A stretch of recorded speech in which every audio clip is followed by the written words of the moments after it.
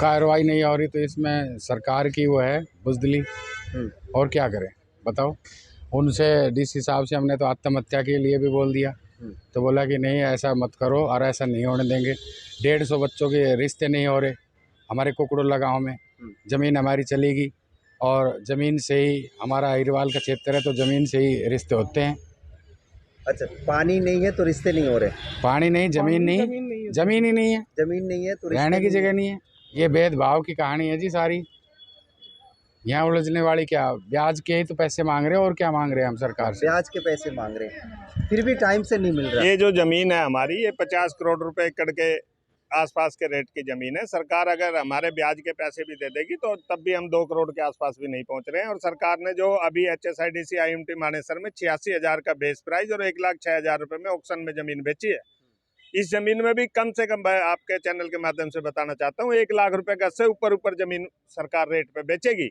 लेकिन जमींदारों को 1,000, 1,500, 2,000 रुपए गज के पैसे देने में भी सरकार का बजट खराब हो जाता है। 2.25 लाख करोड़ रुपए, 1,75,000 करोड़ का हरियाणा सरकार का बजट। अरे भाई साहब, दुखी ये आत्मा से इतने दुखी है किसान और इतने अंदर से भुग चुके हैं, रास्ता ही नहीं बच रहा इनके पास और कोई दूसरा है ही नहीं। फिर क्या बोला साहब ने जब आपने कहा? नहीं, उन्होंने कहा कि ऐसा मत करो, ये तो वो है, लेकिन हम करेंगे आपके, ऐसी नौबत नहीं आने देंगे, ये आश्वासन दिया है। क्या आश्वासन मिली आप लोगों को? आश्वासन ये मिला है, डीसी साहब ने कहा है कि मैं जितने भी अधिकारी उनसे करूंगा, CM साहब से करूंगा, और आपकी जो मीटिंग है होने वाली वो चंडीगढ़ जो मीटिंग कराऊंगा उसमें मैं भी खुद साथ रहूंगा। तो थोड़ी पॉजिटिव ही लगी आज वो, थोड़ी आश्वासन भी। देखते हैं चुनाव तक चलता है, कहाँ तक ले जाते हैं आश्वासन को, ये फिर तो रास्ता दूसरा ही लेना पड़ेगा। क्या रास्ता लेंगे? रास्ता डीसी साहब को भी बताया है हम कि गांव के अंदर वाटर सप्लाई है, उसके अंदर जहर मिलवा दो, सरकारी पानी पी। कोई कार्रवाई नहीं, वैसे बैठाए रखे भूखे पिसाए। क्यों बिठाया गया था आपको? ये तो वही बता सकते, हम कैसे बता सकते हैं? प्रशासन कोई कसूर नहीं हमारा, वो बताओ कसूर बताओ।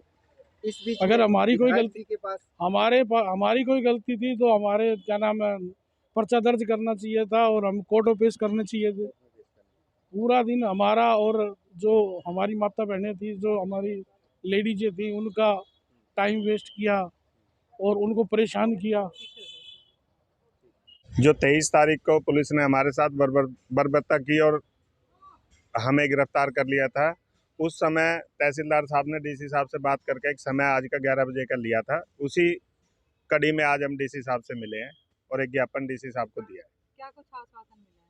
डी साहब ने पूरे केस से पहले भी अवगत थे और आज अच्छी तरह से और अवगत करा दिया। डी साहब ने ये कही है कि मैं चीफ मिनिस्टर हरियाणा से, चीफ सेक्रेटरी हरियाणा से और MD HSIDC से बात करके आपकी जल्द से जल्द एक मीटिंग अरेंज करूंगा और उस मीटिंग में मैं भी आपके साथ चलूंगा। में 250-300 के करीब किसान थे, 150 के करीब महिलाएं हमारी गिरफ्तार की गई और गलत तरीके से गिरफ्तार किए गए। हमने कोई ऐसा गलत काम नहीं किया था जो हमें गिरफ्तार करना पड़े और 8 बजे तक हमें थाने में बैठा के रखा।